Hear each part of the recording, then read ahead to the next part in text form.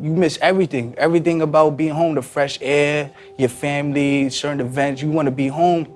Kalief Browder. It's one of the names in the roll call of Black lives taken by the criminal justice system. He was arrested in New York City at age 16 because someone accused him of stealing a backpack. One witness. And he spent 3 years at Rikers waiting for a trial because he couldn't pay his bail and he refused to take a plea. Both inmates and guards abused Kalief at Rikers. He spent nearly 2 years in solitary. And in solitary confinement, they control your food and when it's time for feeding. So if you say anything that could tick them off in any type of way, a lot of them, they won't feed you. And it's already hard in there because if you get the 3 trays that you get every day, you're still hungry. If they starve you 1 tray, that could really make an impact. We don't now lack for evidence that this is horrific. Dwayne Betts is the poet and lawyer who's been with me throughout this podcast. He says solitary confinement is so dangerous for young people like Kalief that the American Academy of Child and Adolescent Psychiatrists recommends any kid held for more than 24 hours should get immediate evaluation. It's so bad that the UN expert on torture has called for absolute prohibition of solitary confinement. I mean, the practice is just basically considered around the world inhumane, cruel, and degrading. Kalief Browder tried to kill himself several times while in solitary. Guards responded by beating him. He did finally get out of Rikers. The prosecutor dropped the case because they lost touch with the single witness. But Kalief, he never left solitary behind. Kalief Browder killed himself on Saturday. Browder spent 3 years in jail on New York City's Rikers Island, much of it in solitary confinement. All that time, he was awaiting trial, a trial that never took place. I'm Kai Wright. This is Caught. The kid who really got us started reporting this series has landed at Rikers too. Z is the 17-year-old who we last heard from right after he'd been rearrested. We're going to return to his story later in this episode. But first, we're going to focus on this one extreme form of punishing kids.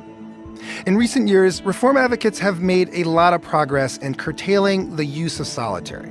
President Obama banned it for juveniles in federal prisons. New York City Mayor Bill de Blasio banned it for anyone under 21 years old at Rikers. And following a lawsuit, New York State banned extreme forms of solitary for juveniles in prisons. But as with anything, there's often a gap between the rules at the top and the reality inside the system. So we wanted to find out what kids like Kalief Browder face around New York State now when they're being held for trial. We partnered with the Marshall Project to investigate that, and WNYC producer Courtney Stein was part of the team. So Courtney, how's it look? Is the ban New York State put in place working? You know, that ban only keeps teenagers in New York State prisons out of 23-hour solitary confinement. There's a loophole for kids that are in county jails. If a kid like Kalief Browder is being held in a county jail besides Rikers, they can be put in solitary.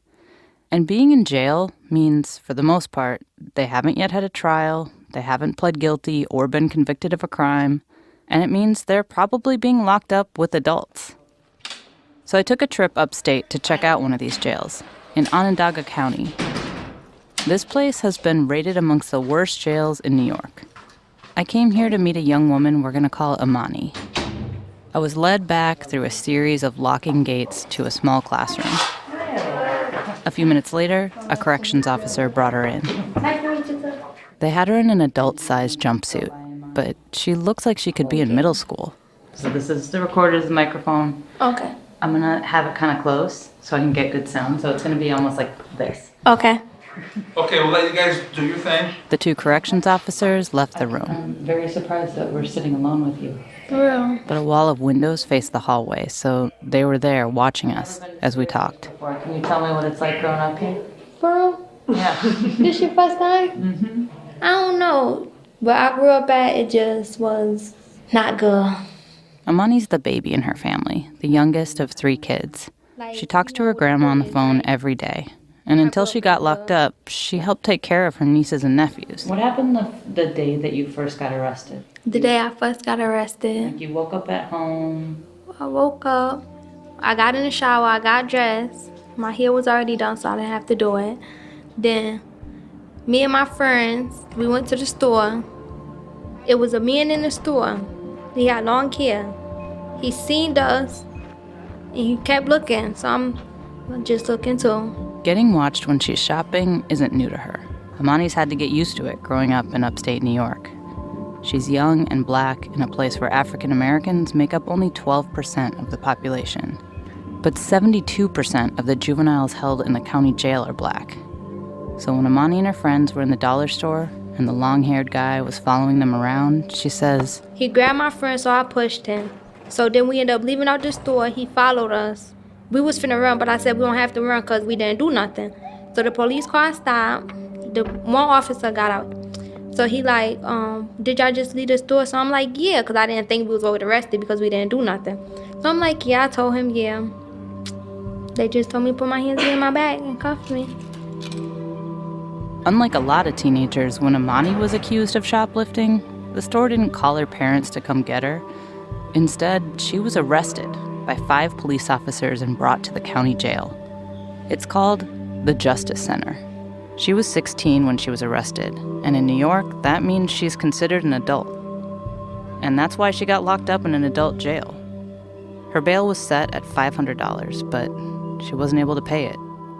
I never actually thought about being arrested going to the Justice Center.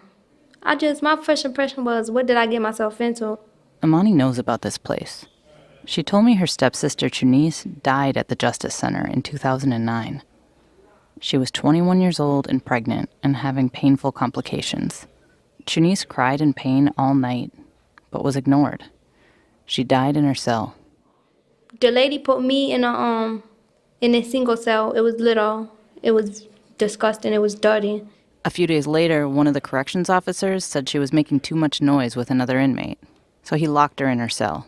So I wrote a grievance on him, and when the sergeant came, I gave it to the sergeant. The sergeant asked me, do you want to play this game? Who you think gonna win, me or you? She was moved to the isolation unit, or the box. So I handed him the grievance. He told us pack our stuff. I ended up flooding my cell, and they put me in the box. So what does it mean to be in the box then? When I was in the box, I was in it for 45 days, somewhere around there.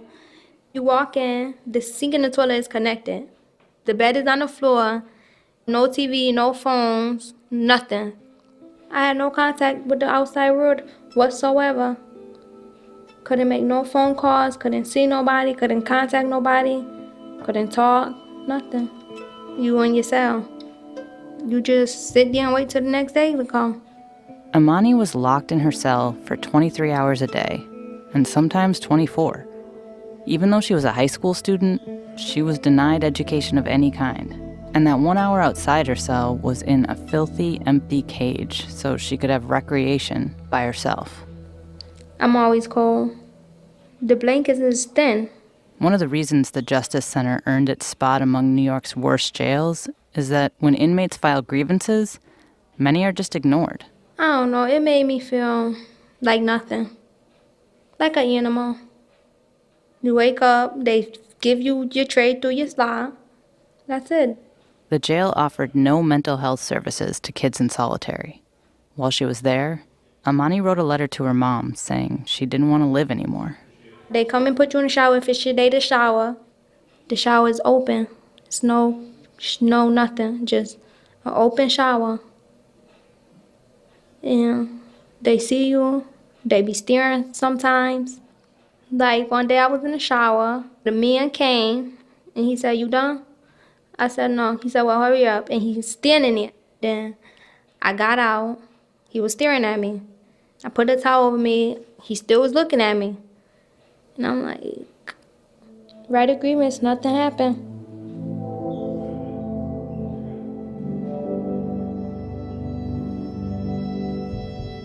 "95% of the kids who were there for 60 days were getting locked in to solitary confinement at some point." I mean, this is really striking.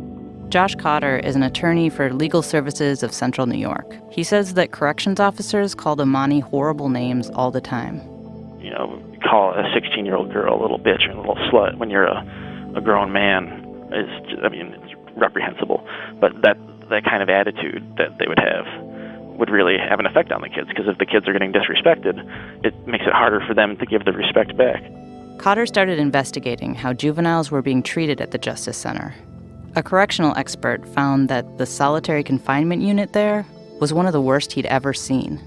So Cotter and the New York Civil Liberties Union sued. The lawsuit was settled last summer, and now the jail can no longer hold kids in 23-hour isolation. But for kids like Amani, the damage is already done. She was held there for 4 months. When I got out, it was like, I don't know, I really couldn't sleep because it have an effect on you. When you be in the box for so long, then you get out, you still feel like an animal sometimes. When I visited Amani, she was back in jail. Once again, she had been followed when she was shopping, this time at the mall. She got upset and walked out of the store, but she was still holding an item of clothing. Amani wanted to make a point, so she sat down on a bench outside the store and just waited. We wanted to know how many other kids are still being held in solitary. The lawsuit brought against the jail where Amani was held only covers that one county. And in New York State, there are 61 more. And each one of those counties has their own rules about how they treat teenagers in their jails. I asked the New York Civil Liberties Union how many of these jails are using solitary confinement with kids.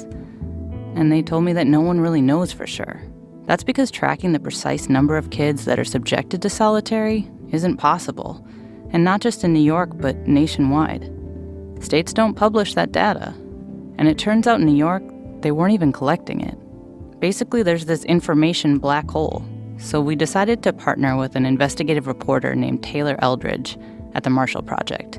We wanted to find out where kids are being subjected to this.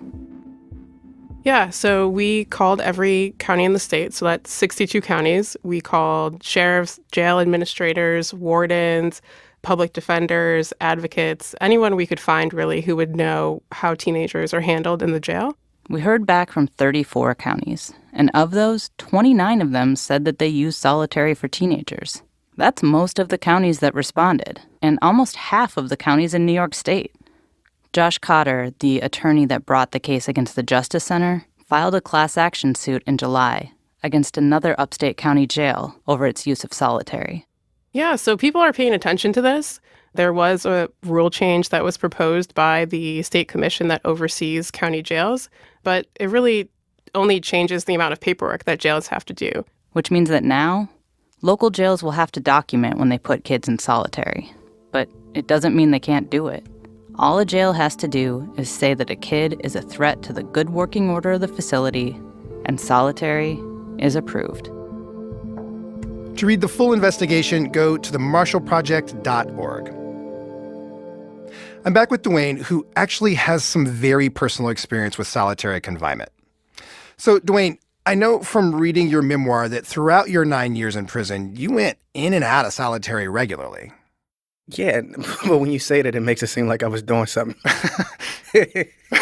It's funny because if I tell somebody now, I was in solitary confinement at least 6 times. And each time was for some charge, but all of those charges were trumped up. None of those charges actually reflected me being a danger to the institutional community. Like what? What's an example? Once I was being told to move from one cell to another, and I didn't want to. And then the guard was like, look, if you don't move, you're going to the hole.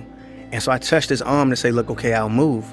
And I touched his arm, and he said that was assault. And he slammed me against the wall, put me in handcuffs, and basically dragged me down the steps and threw me in a hole, and I got 10 days in a hole for that.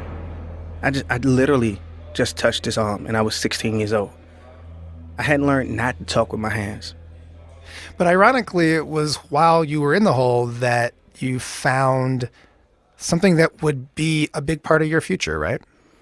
Yeah, I mean, I discovered poetry in solitary confinement. I mean, you have to imagine a parallel row of cells with a first floor and a second floor and no library.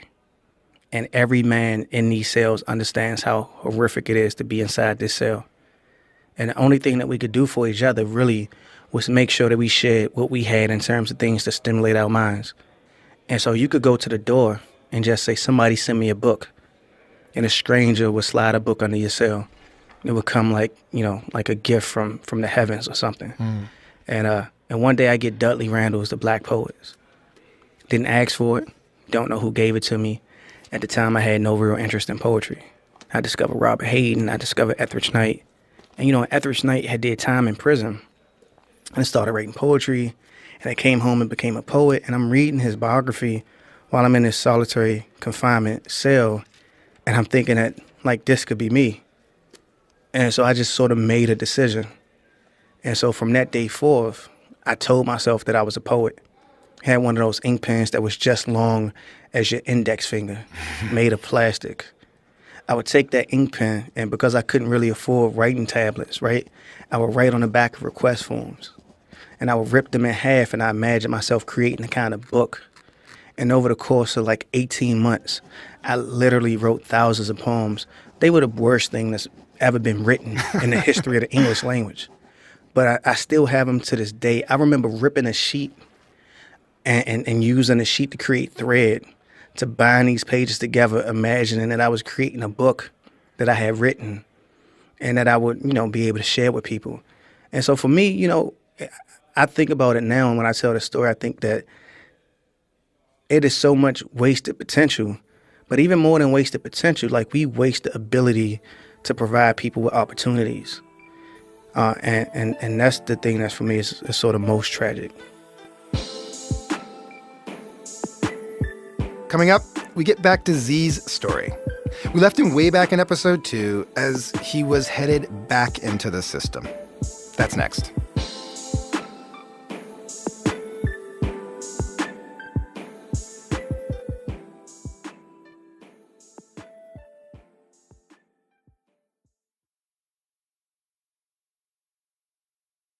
Okay, so remember Z? He was the kid that struggled to keep his temper in check. Every day I wake up, every time I go to sleep, I think about being locked up. I be having dreams. Yeah, what happens in the dreams? I just picture myself being remanded. They putting those tight handcuffs on me and bring me to the back room and lock me in the cell. And I'm doing time. And then he did get arrested. He told WNYC reporter Jared Marcel that it was the stupidest thing he'd ever done. When Z got rearrested, he'd been out for 7 months. Things were a bit bumpy at first, but since then, he stopped smoking weed, he landed a summer internship at a law firm, and he had a big rap competition coming up. To the game, counting his money, we busting these stains on the block where he stacked up the shots with the bank. That's all I got. That's all you got? What you mean? That's all I just started writing yesterday. I thought it was like 2 in the morning. I was tired. Z felt vindicated. To him, these improvements showed that it wasn't him who was the issue. It was his environment. When I was locked up, I was going through a lot of stuff. They thought I was just some crazy person turning up for no reason, but I was just so stressed out from not being able to go home, from the food you eat, that I was like really turning up. And you got that corrected now? Yeah, I got that corrected. I'm out in society now. You don't see me committing any more crimes. Finally, he could move on with his life. He was hanging out with friends and talking to girls. Z calls himself a ladies' man, so naturally, when he met a girl on Facebook, he wanted to meet up with her. Z was at home with his mom that night. Little girl started calling him. She decided she's going to jump in a cab she lives in the Bronx, and take the cab to my house. They live deep in Queens, so that's not cheap. At the very least, $50. But like a lot of teenagers, they didn't plan very well. She had called him downstairs, and he came back upstairs and told me that, Mommy, she don't have any money. She was trying to hop out, and the cab driver locked her in. And I just looked at him because I didn't have any money to pay for a cab. I guess he thought he was going to get the girl out the cab. That was his focus. And he got downstairs and gave the cab driver the little bit of money that he had left from what I gave him the night before. And it wasn't enough, so the cab driver took his money and kept the girl and tried to pull off. So without thinking twice, Z put his hand inside his sweatshirt and pretended he had a gun.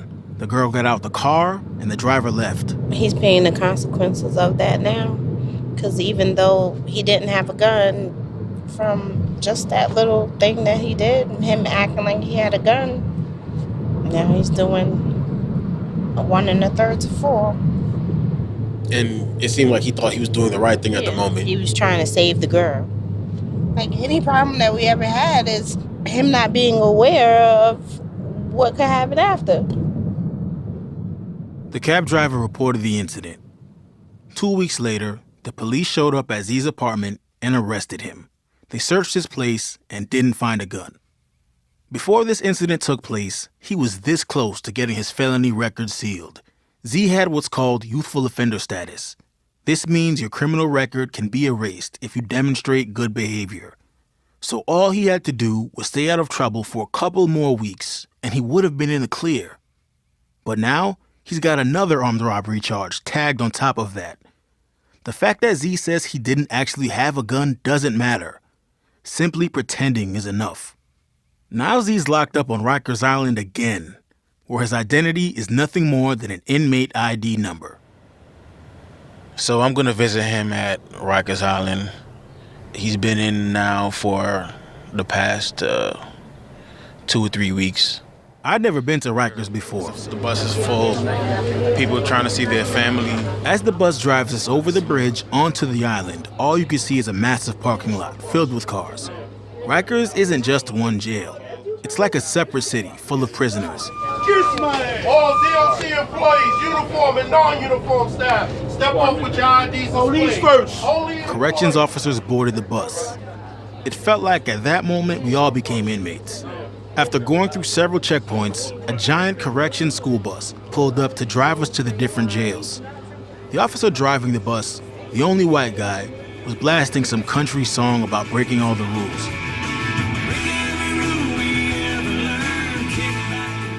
I finally made it to Z's jail, the juvenile unit. We were placed in a small room with thick glass walls so the guards could watch us. Z was wearing a green jumpsuit that signified he was in the isolation unit. He had a smile on his face, which was nice to see, considering his situation. After the warm greeting, it was just like, this is where we are now. The last time I saw you, we were in the park talking about your new school. He regretted how things played out. I was this close, he said. That's the stupidest thing I ever did. When the guards came back for Z, I gave them a piece of paper with my phone number on it so he could call me. They told me they'd give it to him. They never did. Just left, he got emotional, and it was very difficult to see him in such a vulnerable state of mind. And I tried to stay as positive as I can and give him advice on how to deal with it, but ultimately I've never been to jail before. I've never wore handcuffs. I don't know, when I was like claustrophobic, like it was I couldn't wait to get out of there, but guess what? He's still in there. And it's not looking like he's getting out anytime soon. Another month passes before I see Z again. This time in court. His lawyer got him a deal. For pleading guilty and serving a minimum of 20 months, he'll be eligible for youthful offender status again. So it's still possible he could leave with a clean record.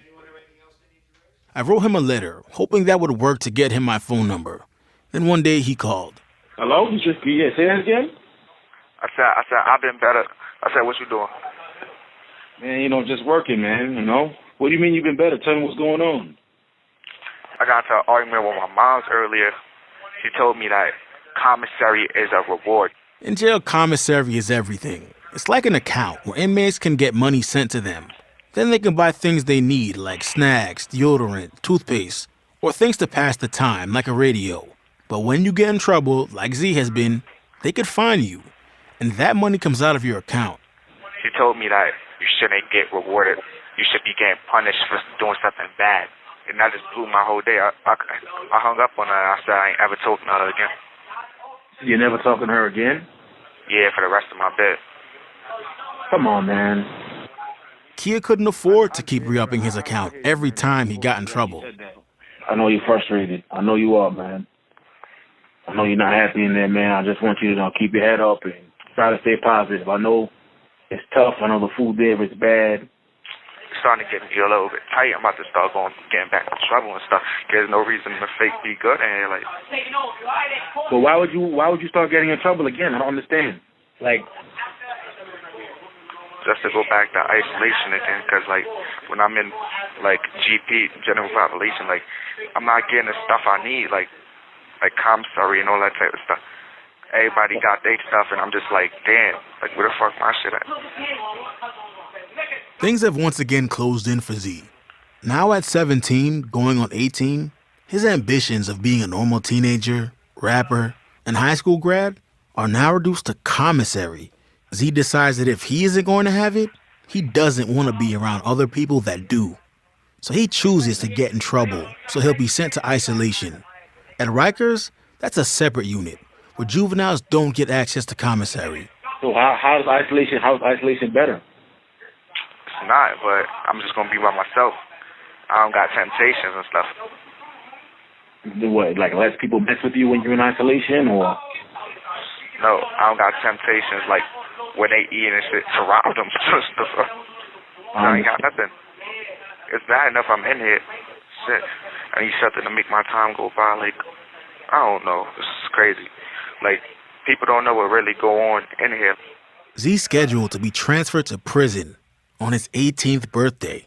All right, do you know where you're going? Upstate in a couple of days. And I'm not gonna have I can't call nobody when I get there. Unless that one free call, that's it. I'm sorry, man. I'm sorry to hear that, man. That's unfortunate. All right, man. Take care. See you, bro. Bye. He seemed different on this call. He wasn't that kid trying to be good, joking around. He transitioned back into what he was trying to get out of. And now he's just figuring out how to survive. I went upstate with his mom to go visit him. She told me about why he got sent there. I sent him a package with a whole bunch of things that he liked. His mom isn't always able to give, so when she does, it means a lot, because Z doesn't know when he'll be able to get again. I wanted him to be normal and feel like, he was home and he can eat and drink and stuff. So I went and I racked up on everything that he loves and put it in a box and sent it. And I guess some inmate was trying to take stuff out of his box, and that turned into an argument. They ended up fighting, and then the CEOs came. Z lost control. Ended up fighting the CEOs, and then that was all that she wrote. She says it was serious enough to get him sent away to a maximum security prison. He turned 18 in 23-hour-a-day solitary confinement, and then spent the next 3 months there. How's that for a happy birthday? Z is in Kasaki Correctional Facility, and he's just coming out of SHU. That's the solitary confinement unit. Been out of SHU for about maybe 3 days. So now he's in general population and just waiting to see how that's gonna be. Yeah, I believe he has no idea where he is, how far he is away from home. Yes, so we're in the middle of nowhere and we're very far from New York City. I just don't know what to expect, like, when I get there. So all I can do is just wait and see. He should be coming out all smiles. This is it. I want to take a picture. It looks like a maybe campground. Until you see the barbed wire fence. And you remember you're at a correctional facility. Maximum security, right? Mm-hmm. Yes. It actually looks just like on TV. I'm literally afraid to get out of this car right now. I'm not gonna lie to you. I'm gonna check my pockets and make sure I don't have any contraband because I would like to go home tonight. Okay, Jared Marcel signing out. We wanted to record the visit, Come on up.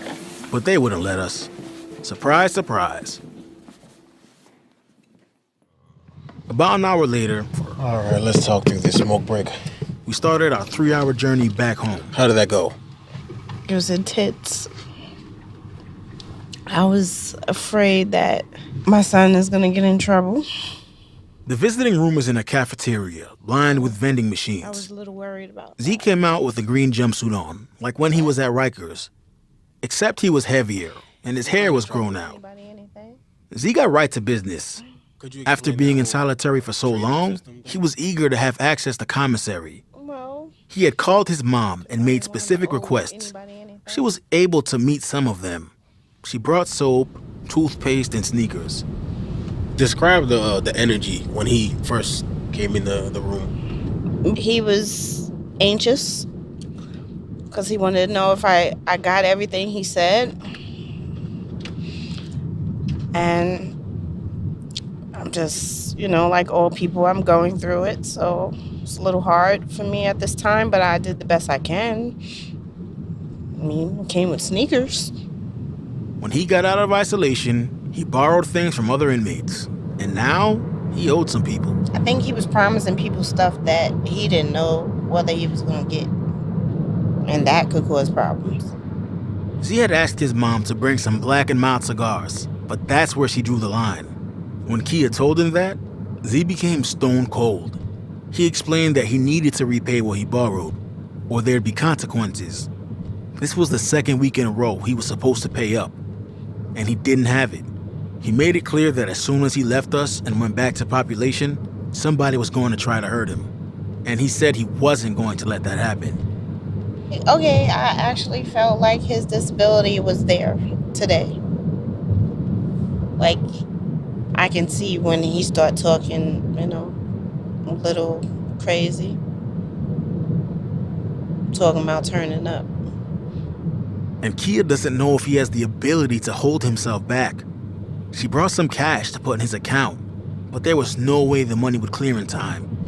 I can't explain what it is, but I can feel things. Anytime he's in a situation, anytime he's in trouble, I can feel him. I actually think the worst right now. And that's why I'm trying to get him the payback for these people.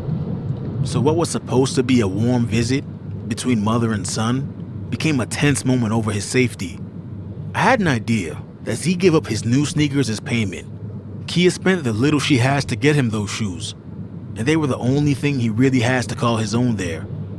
So it was a tough decision. That was a good idea, giving up his sneakers.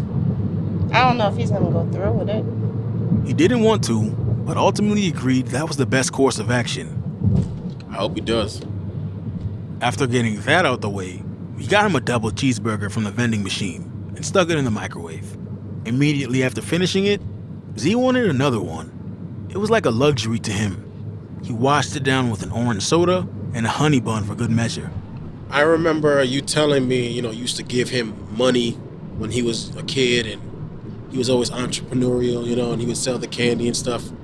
In an ironic way, it seems like he's trying to continue that kind of thing here. He learned, he stuck with everything I taught him, and he's using it to survive.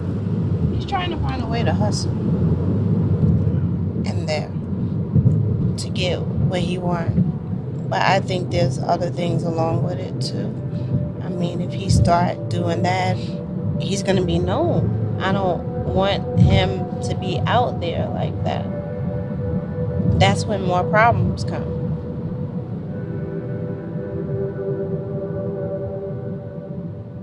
I've known Z for almost 2 years now, and a lot of his problems revolve around money and the fact that he doesn't always have it. Like with his latest armed robbery charge, he didn't have the money to pay for a cab, and that's what got him here. Some people might call him a failure because he ended up in prison, but Z believes the system ruined him, that he's been unfairly criminalized for mistakes that many teenagers make, mistakes that will follow him for the rest of his life. Or maybe the juvenile justice system just isn't nuanced enough to help someone like him.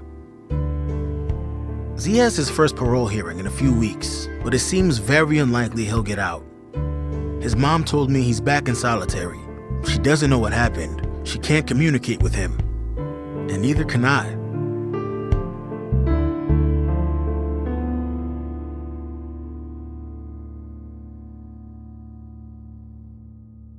All of the kids we've introduced you to in this podcast remain, one way or another, caught in the system.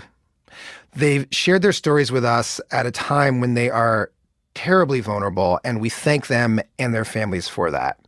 And having heard their stories, all I can conclude is that we owe them a lot more than this. That we have just got to start thinking in a far more radical way about how we stop punishing and start helping people who do harm, to others or to themselves. So, in the absence of a tidy conclusion, we asked Dwayne to end this for us on a poem. Here's what he chose.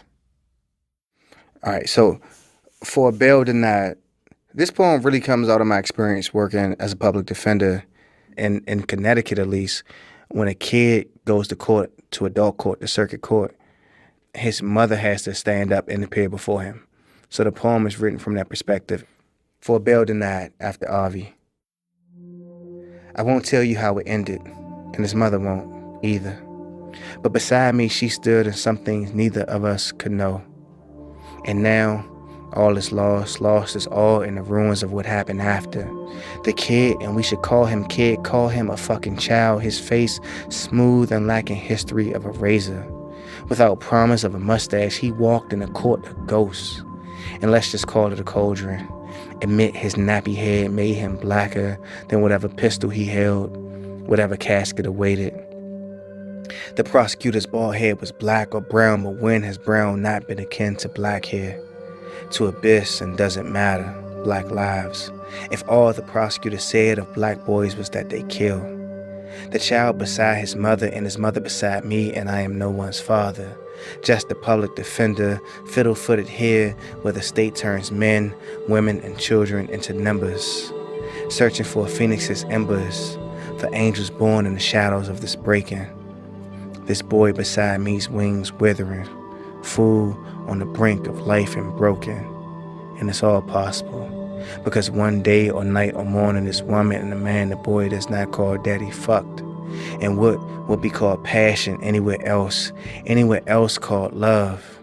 And the judge spoke and the kid kept confessing, I did it, Jesus. And everyone in the room wanted a flask. The boy's mother said, this is not justice. You will not throw my son into that fucking ocean. And she meant prison. And we was too powerless to stop it. And we was too damn tired to be beautiful.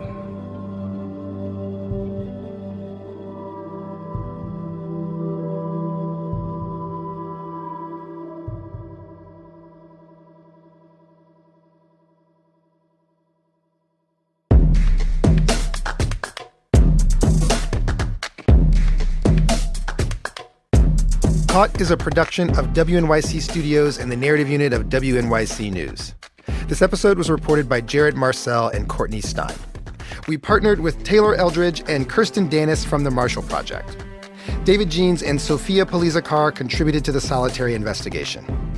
A couple of special thanks are in order for this whole podcast. Melinda Siri-Wardana has been our project manager, and Dwayne Betts is our consultant. You should really read his book, A Question of Freedom, a memoir of learning, survival, and coming of age in prison. And we animated one of his poems. It's really cool. You should check it out at caughtpodcast.org. Casey Means is our technical director. Hannes Brown is our composer, and students Taja Graves Parker, Alberto Lugo, and Sean Gary from Building Beats provided additional music. Rebecca Carroll and Jessica Miller were producers on the podcast. Kari Pitkin is our senior producer. Karen Frillman is our executive producer. Jim Schachter is vice president of news for WNYC, and I'm Kai Wright. Thanks for listening. Caught is supported in part by the Ann Levy Fund, the Margaret Newbart Foundation, the John and Gwen Smart Family Foundation, and the Economic Hardship Reporting Project.